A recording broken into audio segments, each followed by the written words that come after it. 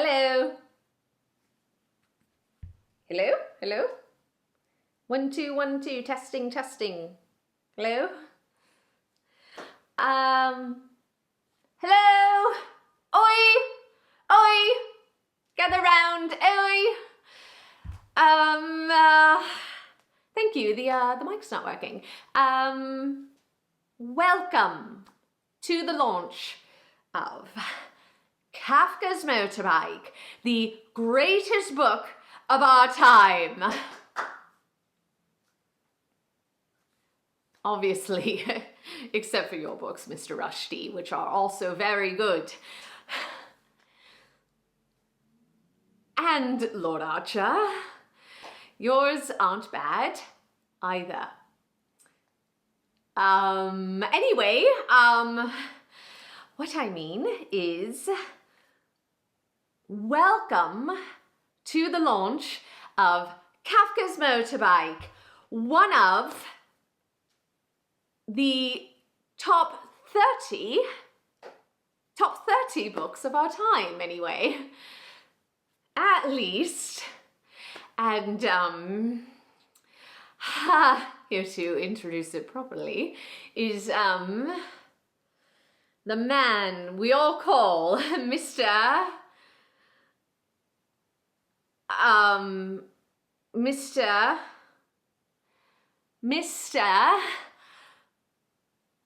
Fitzherbert. Mr. Fitzherbert, because that is his name. Mr. Fitzherbert. Thank you.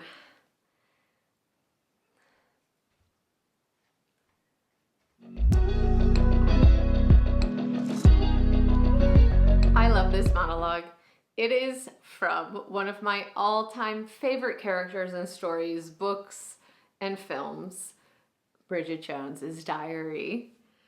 In this moment, Bridget, I have spent all day getting ready.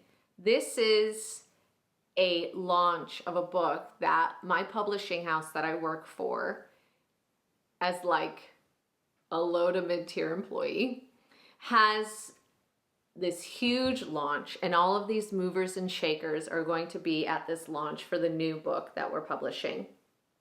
I was asked to give like a pre-introduction by like the CEO, of the publishing company, for like to do like a pre-warm-up for them to come and talk about the book like for real.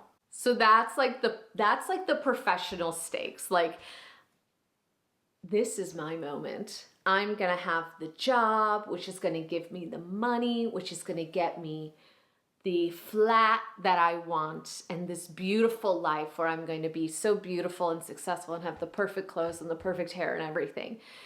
This is the moment. This is the turning point. And also, the guy that's super hot and we've been like flirting at work is there.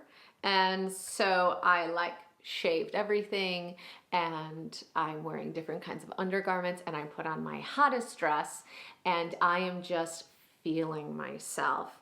And then when I get there, this other guy who I cannot stand and was not supposed to be there, I didn't even know he was going to be there, is there. So now I'm also going to prove him wrong, because I heard him make fun of me, and he can go F himself. So there's like also these like personal things going on too. So I start this speech. I am so ready. And the minute I try to get people's attention, not even the mic is working. So like already it's like this ding, right? And so we see very quickly, I'm like here feeling so good, and it just starts like going downhill so fast. You think the key to part of the comedy in this, the joy is not in that it doesn't go well. We know it's not going to go well. The joy in like, how bad does it not go well? Oh, poor Bridget. Oh, poor me. And so, already the mic doesn't work, so I have to pivot. That's already like putting me off my game, what little game I have.